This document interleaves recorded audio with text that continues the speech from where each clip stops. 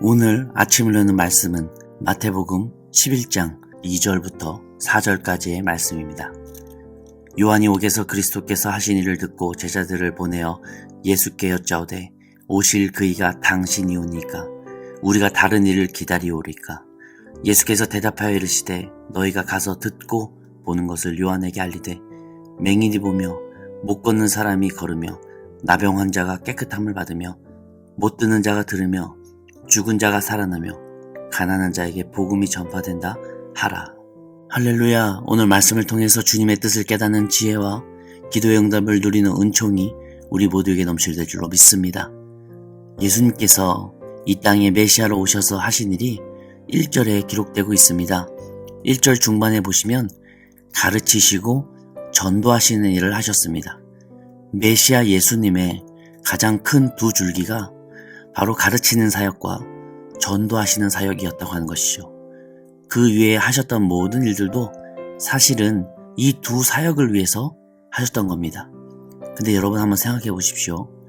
메시아가 오셨는데 달랑이 두 가지만 하신다고? 뭔가 메시아면 좀 더 강력하고 인상 깊은 사역들을 하셔야 하지 않을까라는 생각이 들기도 합니다. 그래서 많은 사람들은 예수님에 대한 또 다른 사역을 기대하며 왠지 메시아 같으신데 기적도 베푸시고 말씀도 좋으신데 정말 메시아라면 그 이외의 다른 것들, 예를 들자면 해방운동, 자유운동 이런 것들 왜 안 하시지? 불만을 품고 있는 거예요. 그래서 오늘 2절부터 그 불만이 무엇인지 구체적으로 드러나고 있습니다. 한동안 뜸했던 세례 요한이 등장합니다. 지금 세례 요한이 예수님에 대한 의심을 품고 있습니다.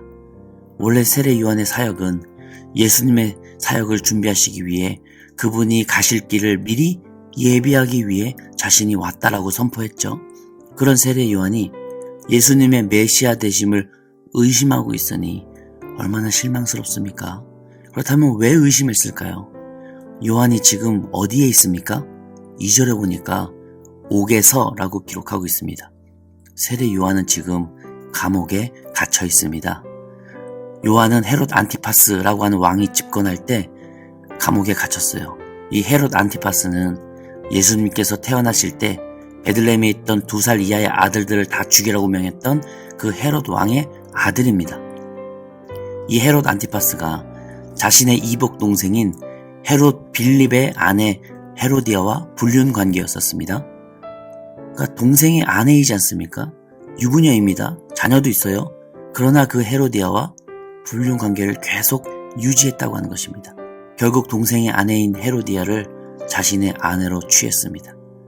얼마나 성적으로 타락하고 문란했는지 알 수 있는 부분이기도 하고 이미 10계명도 어겼을 뿐만 아니라 당시 유대교인들이 봐도 이것은 엄연한 죄인이고 잘못된 행동이었습니다.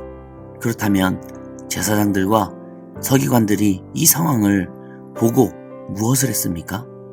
아무것도 하지 않았습니다.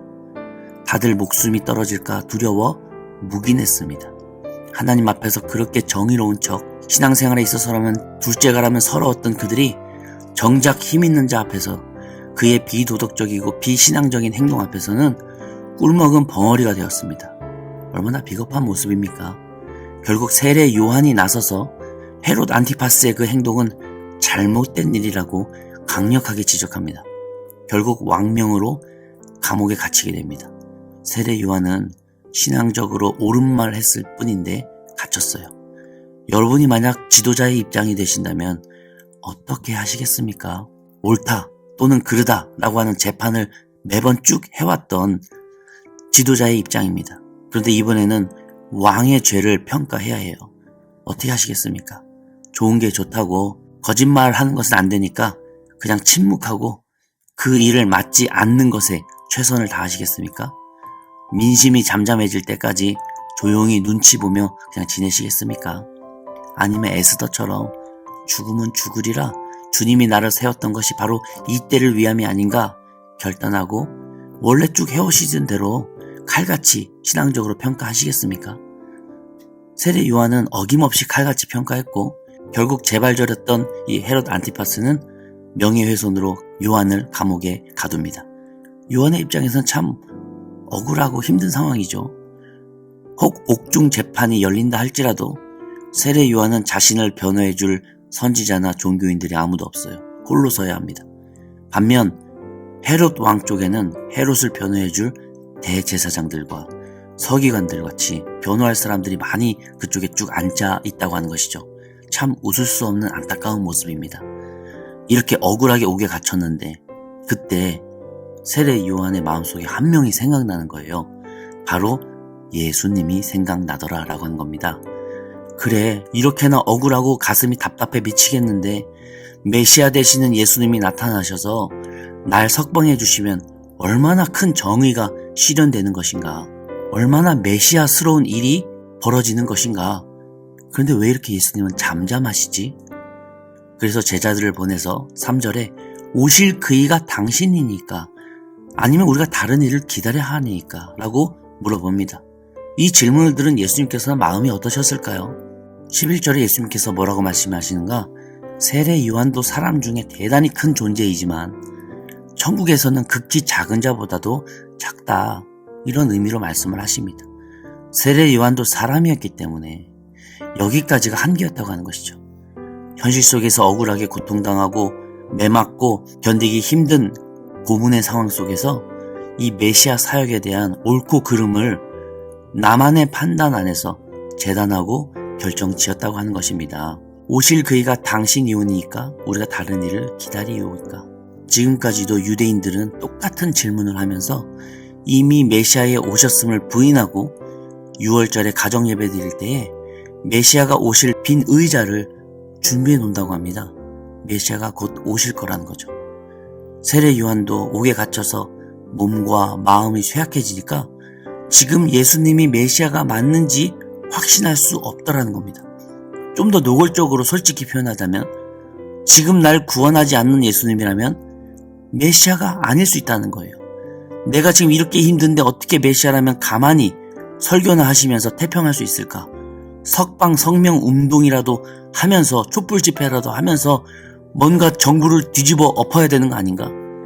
내가 이렇게 어렵고 아픈데 어떻게 메시아라고 하면서 전도한답시고 한량처럼 하하호호 다닐 수 있을까?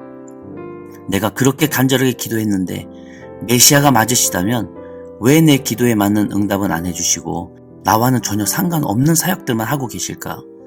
솔직히 우리도 마찬가지 아닙니까? 내가 이렇게나 가슴 아픈데 왜 예수님은 가만히 계실까? 내가 이렇게나 간절한데 왜 주님은 오히려 반대처럼 행동하실까? 메시아라면 날 구원하러 오셔야 하는 거 아닌가? 날 행복하게 만들어주시고 우리 가족을 보호해 주시려고 오시는 거 아닌가? 난 그러려고 예수님 믿는 건데 솔직히 그게 메시아인데 나한테는 부인할 수 없습니다. 제발 그랬으면 좋겠어요. 자, 그렇다면 이런 세례 요한의 항변에 예수님께서는 뭐라고 답하시는가 한번 보겠습니다. 5절인데요. 맹인이 보며 못 걷는 사람이 걸으며 나병 환자가 깨끗함을 받으며 못 듣는 자가 들으며 죽은 자가 살아나며 가난한 자에게 복음이 전파된다 하라. 6절입니다. 그때에 맹인의 눈이 밝을 것이며 못 듣는 사람의 귀가 열릴 것이며. 이 5절과 6절의 말씀은 사실 구약 이사야 선지자의 말씀을 조금씩 가져와서 인용하신 겁니다. 이사야서 35장 6절에 그때에 저는 자는 사슴같이 뛸 것이며 말 못하는 자의 혀는 노래하리니 이는 광야에서 물이 솟겠고 사막에서 시내가 흐를 것임이라. 이사야 61장 1절 주 여호와의 영이 내게 내리셨으니 이는 여호와께서 내게 기름을 부으사 가난한 자에게 아름다운 소식을 전하게 하려 하심이라. 나를 보내사 마음이 상한 자를 고치며 포로된 자에게 자유를 갇힌 자에게 노임을 선포하며. 예수님께서 말씀하고 계십니다. 구약시대 때부터 기록되어져 왔던 그 메시아의 사역에 관련된 이 말씀이 실제로 지금 다 이루어지고 있는데 어떻게 의심할 수 있느냐. 세례 요한아, 걱정하지 말아라. 메시아는 오셨다. 5절에 나오는 이 일들이 바로 메시아의 사역이다. 이게 내가 해야 될 일이고 내가 걸어갈 길이다. 꼭 너를 포함해서 억울하게 감옥에 갇힌 사람들을 석방하고 공기를 일으키고 로마인들을 다 내쫓아야 한다고 하는 것이 메시아의 사역의 일부가 아니라 엄연히 말하자면 그것은 유대인들이 만들어낸 메시아의 자화상이 아니냐. 진정한 메시아는 지금 내가 하고 있는 일들인 것이다. 받아들여라. 그러니 요한아, 메시아인가 아닌가를 걱정하지 말고 너는 너의 사명을 완수하라. 이렇게 말씀하고 계시는 겁니다. 세례 요한이 완수해야 할 남은 사명이 무엇입니까? 그는 예수님의 길을 예비하는 사명자였지 않습니까? 그렇다면 한 가지가 더 남아있어요. 바로 죽음의 길까지도 예비해야 한다고 하는 것입니다. 마지막 길까지도 세례 요한이 먼저 걸어갔어야 한다고 하는 것이죠. 세례 요한이 상상하고 그렸던 그 메시아의 모습과 예수님께서 오셔서 하셨던 그 메시아의 사역은 분명 차이가 있었습니다. 그렇다고 예수님은 그 사역의 방향을 한 번도 틀으신 적이 없으셨고 구약시대의 그 예언 그대로 조금도 뒤틀어지지 않은 채 그 일이 다 이루어지도록 메시아의 길을 걸어가셨습니다. 심지어 세례 요한이 죽음 앞에서 절규할지라도 갈 길을 가셨다고 하는 것이죠. 신앙이라고 하는 것이 참 가혹하고 어려운 것 같습니다. 왜냐하면 신앙은 내 기대와 내 뜻이 이루어지면서 깊어지는 게 아니라 신앙은 하나님의 기대와 하나님의 뜻이 이루어지면서 깊어지기 때문입니다. 그래서 하나님의 기대와 내 기대가 똑같다면야 너무 좋겠지만 문제는 만약 다르거나 상충된다면 내 신앙은 어떻게 되는 겁니까? 하나님의 뜻이 내 뜻이 되기에는 이 땅에서 내가 원하는 욕심과 내 바람이 너무 커져 버렸습니다. 그게 안 되면 너무 섭섭할 것 같아요. 세례 요한도 그 뜻이 달랐기 때문에 너무 힘들었습니다. 결국 예수님의 말씀을 전해들은 세례 요한은 어떤 선택을 했습니까? 성경에 기록되어 있진 않지만 진정한 메시아의 역할이 무엇인지를 깨닫고 자신의 뜻을 고치고 순순히 본인의 남은 역할을 끝까지 감당했습니다. 결국 14장에서 기꺼이 순교하며 예수님의 갈 길을 미리 예비하죠. 세례 요한도 예수님의 말씀을 듣고 깨달아 변화된 것입니다. 그렇다면 우리는요? 아니요, 나는요? 나는 예수님의 길을 예비하는 신앙생활을 추구합니까? 아니면 반대로 내 갈 길을 예비하는 신앙생활을 추구합니까? 이미 내 신앙생활이 추구하는 방향은 내가 잘 알고 있어요. 이미 다 압니다. 그런데 성경 속에 나와 있는 답도 알고 있어요. 주님이 가실 길을 내가 준비하면서 내가 그 길을 예비해야지, 내가 갈 길을 주님이 준비하시고 주님이 그 길을 예비하시면 안 되죠.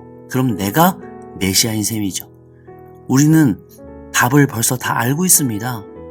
그런데 그 인생을 살아내기가 너무 힘들고 부담스러워요. 나 잘 살고, 나 잘 먹고, 나 행복하고, 나 기쁘고, 나 만족스럽고, 나 높아지고, 우선 그게 되어야만 그 다음 일도 한번 생각해 볼 수 있을 것 같아요.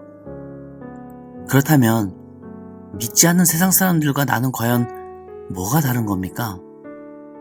그냥 옷만 크리스천이라고 하는 상표의 옷을 입은 것이고 주말 활동으로 교회라고 써져 있는 건물에 들어갔다가 나오는 것이지, 결국 바라고 원하는 것은 세상 사람들과 똑같기에 어떻게 우리가 이 세상에서 빛과 소금 그리고 예수 그리스도의 향기를 낼 수 있을까요? 결국 우리의 신앙은 하나님의 뜻이 이루어지고 주님의 바람이 이 세상에서 이루어지기 위해 내가 쓰임 받을 때 생기는 겁니다.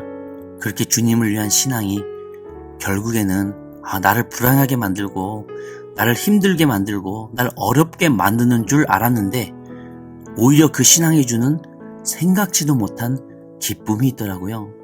세상에서 누려보지 못한 주님의 뜻을 이루어갈 때 누리는 그 천국의 기쁨, 주님의 계획을 위해서 내가 내려놓고 희생할 때 내 마음속에 오시는 그 천국의 만족이 있더라고요.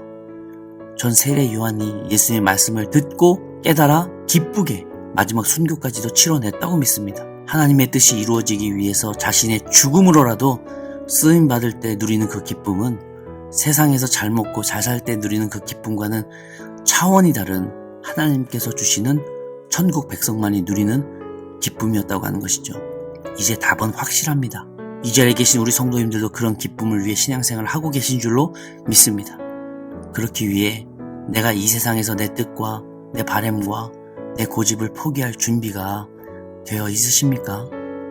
한 주간도 메시아 되시는 그 예수님의 기쁨을 위해서 신앙생활 하시고 또 그 믿음으로 인한 천국 자녀가 이 땅에서 누리는 그 기쁨도 경험하시는 우리 성도님들 다 되시기를, 그 예수님께서 오셔서 안아주시고 너의 사명을 잘 완수했구나 라고 기뻐해 주시는 우리 성도님들 다 되시기를 주님의 이름으로 간절히 축원합니다.